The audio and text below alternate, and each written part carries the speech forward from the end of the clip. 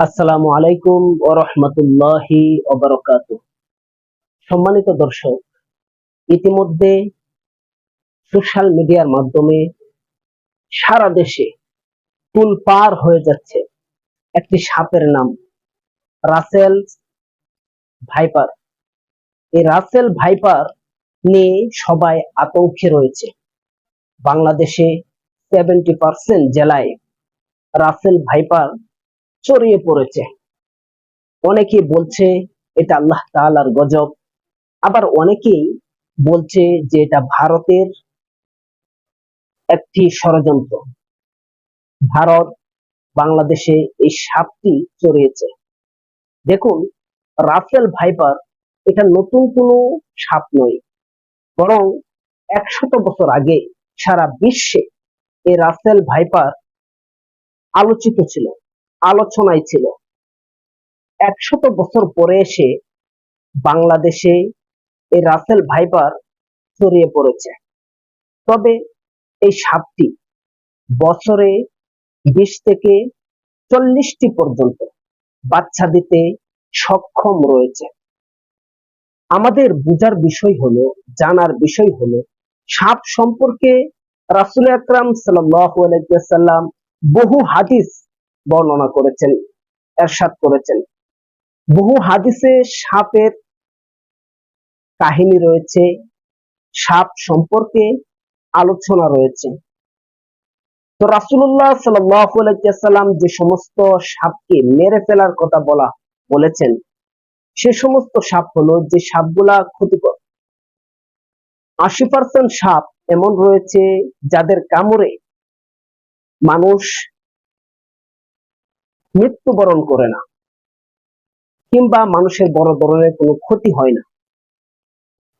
তো যে সমস্ত সাপের কারণে মানুষের বড় ধরনের ক্ষতি হয়ে থাকে, ওই সমস্ত সাপদের মধ্যে একটি সাপ হলো রাসেল ভাইপার।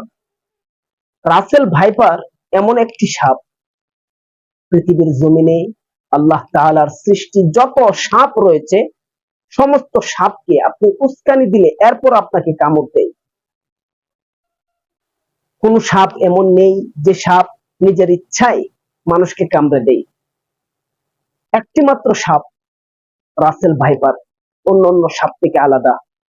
অন্য সাপ মানুষ দেখলে দৌড়াদৌড়ি শুরু করে দেয়, কিন্তু রাসেল ভাইপার এটি মানুষ দেখলে কামড়ে দেওয়ার জন্য মানুষের দিকে দৌড়ায় আসা শুরু করে। আর রাসেল ভাইপার থেকে বাঁচতে কি কি আমল আপনি করবেন? রাসেল ভাইপার থেকে বাঁচতে অনেক আমল রয়েছে, অনেক দোয়া রয়েছে। তবে খুব জরুরি পর্যায়ে এটা চলে গিয়েছে। এই রাসেল ভাইপারের কামড় থেকে বাঁচার জন্য, কিংবা এই সাপ থেকে বাঁচার জন্য, সাপের বিষাক্ত ছোবল থেকে বাঁচার জন্য আপনাকে কঠিন কোনো আমলের কথা বলা হবে না।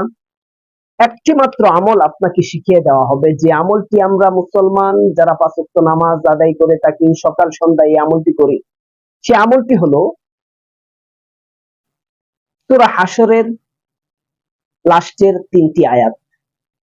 আপনারা এই 3টি আয়াত ফজরের নামাজ পড়ে একবার পাঠ করবেন, মাগরিবের নামাজ পড়ে একবার পাঠ করবেন। তবে এই 3টি আয়াত পাঠ করার আগে অবশ্যই 3বার আউযু বিল্লাহিস সামিউল আলিম মিনাশ শাইতানির রাজিম এটি 3বার পড়ে নেবেন এইভাবে। এরপর হুয়াল্লাহুল্লাযী লা ইলাহা ইল্লাহু আলিমুল গায়বি ওয়াশ শাহাদাতি হুয়ার রহমানুর রহিম। হুয়াল্লাহুল্লাযী লা ইলাহা ইল্লাহু আল মালিকুল কুদ্দুসুস সালামুল মুমিনুল মুহাইমিনুল আজিজুল জাব্বারুল মুতাকাব্বির সুবহানাল্লাহি আম্মা ইউশরিকুন। হুয়াল্লাহুল খালিকুল বারিউল মুসাউবিরু লাহুল আসমাউল হুসনা ইউসাব্বিহু লাহু মা ফিস সামাওয়াতি ওয়াল আরদ ওয়া হুয়াল আজিজুল হাকীম। সূরা হাশরের লাস্টের এই 3টি আয়াত যদি আপনি ফজরের পরে পাঠ করেন, সন্ধ্যা পর্যন্ত 70,000 ফেরেশতা দ্বারা আল্লাহ তাআলা আপনাকে নিরাপত্তা দান করবেন। মাগরিবের নামাজ পড়ে যদি আপনি সূরা হাশরের লাস্টের 3 আয়াত তেলাওয়াত করেন, ফজর পর্যন্ত আল্লাহ তাআলা 70,000 রহমতের ফেরেশতা দিয়ে আপনাকে নিরাপত্তা দান করবেন। এর চেয়ে বড় কথা আর কি হতে পারে? এই আমলটি সবাই করবেন। সহজ আমল, শিখা আমল, মুখস্থ আমল। সবাই এই আমলটি আজ থেকে ছাড়বেন না, সব সময় পড়বেন।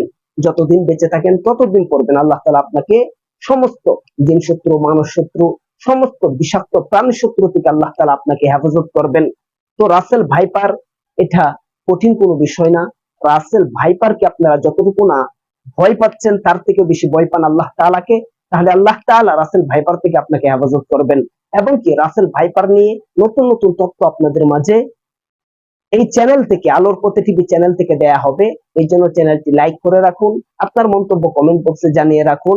আলোর পথে টিভি চ্যানেলটি লাইক, শেয়ার এবং সাবস্ক্রাইব করে পাশে থাকা বেল আইকনটি বাজিয়ে রাখুন। জাযাকাল্লাহ।